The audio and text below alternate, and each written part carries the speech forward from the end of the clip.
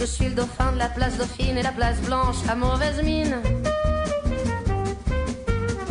Les camions sont pleins de lait, Oui. les balayeurs sont pleins de Qu'est-ce que vous balais. diriez de ça, de se promener dans Paris et les environs, et puis en même temps d'assister à une véritable exposition? Et on vous montre quoi? Bonne question. Et vous demandez à Julia Livage qui a eu cette idée et quelle est l'idée? Alors, c'est une idée assez intéressante. C'est la première expo itinérante d'art contemporain. Ça s'appelle Bus Expo. Ça a démarré ce week-end. C'est jusqu'au 3 avril. L'idée, c'est de mettre des œuvres sur des bus qui vont se déplacer dans la capitale. C'est-à-dire que les œuvres, elles viennent à vous parce que vous vous baladez. Des œuvres. Alors, ces œuvres, elles viennent d'où? Excellente question.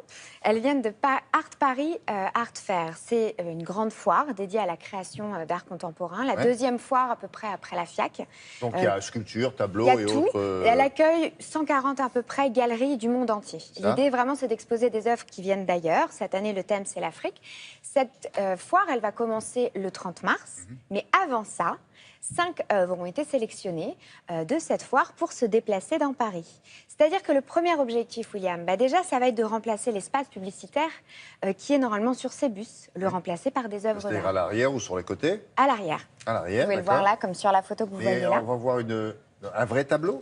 Un vrai tableau, là c'est une reproduction absolument parfaite de l'œuvre. Donc Une c'est- reproduction Ouais. de l'œuvre. Ah, pardon. Ah bah oui, Oui, c'est vous pas là. imaginez. Je me disais, c'est bizarre quand il faut la protéger. Avec le gaz d'échappement. C'est une reproduction de l'œuvre. D'accord.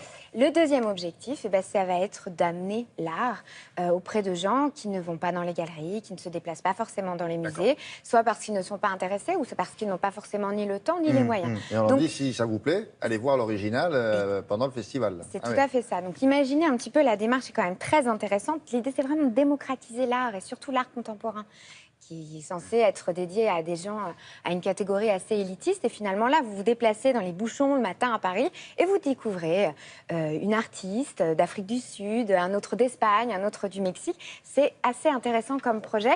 C'est une première et c'est le seul événement culturel qui fait ce genre de choses. Et j'invite vraiment les autres musées de Paris à imiter Ça cette va être- initiative.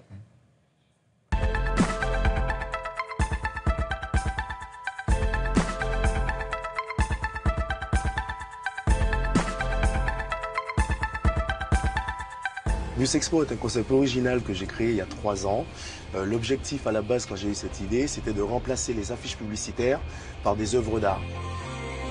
Les œuvres sont reproduites et disposées à l'arrière sur 20 navettes qui relient le centre de Paris aux aéroports parisiens pour être vues par le grand public et avec l'objectif aussi d'égayer un peu les automobilistes pendant les embouteillages et rendre la ville un peu plus belle.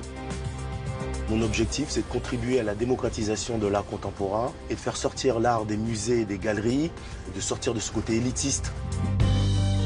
On a choisi des œuvres qu'on trouve assez explicites, assez accessibles pour le grand public.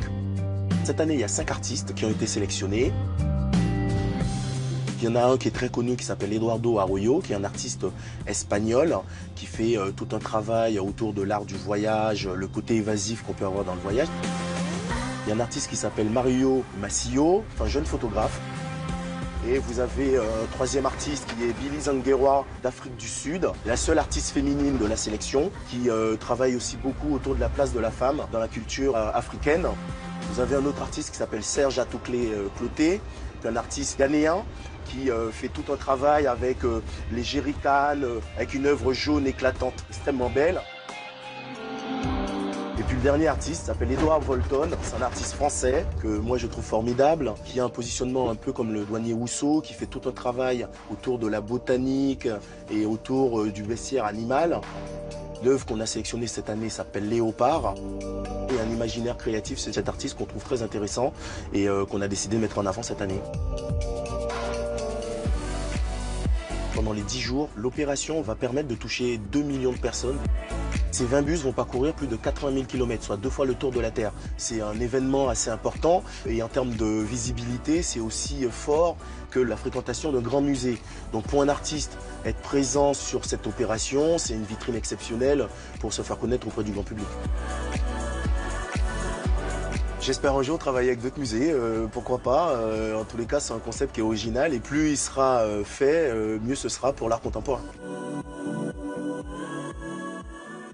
Oui, Oui, alors art contemporain, mais avec des œuvres accessibles. Oui. C'est pas comme certaines choses que vous voyez, c'est une boîte d'allumettes avec un vieux savon qui coule. Espèce de Non, construction. voilà, Non, non, ça c'est une vraie œuvre. quoi. Ouais, ouais. D'accord. Et vous avez vu, il parcourt à peu près 126 000 kilomètres en tout sur cette petite période. Ça veut dire qu'en gros, ils ont calculé que 2 millions de personnes seraient touchées par Ouais, bien cette sûr. exposition itinérante. Alors il faut dire, c'est pas les bus de la RATP Non, non. qu'on voit dans Paris. C'est hein. le bus direct, celui qui fait la liaison entre Paris et les aéroports. Mais Les du coup, ça aéroports. couvre une beaucoup plus grande partie, c'est-à-dire c'est Mhm. Paris, Petite Couronne et Île-de-France. Ce qui est assez dingue, c'est qu'on sait que la fréquentation des musées baisse ces dernières années. Mhm. Et là, 2 millions de personnes qui vont voir ces œuvres, bah, ça peut être envié par de nombreux musées.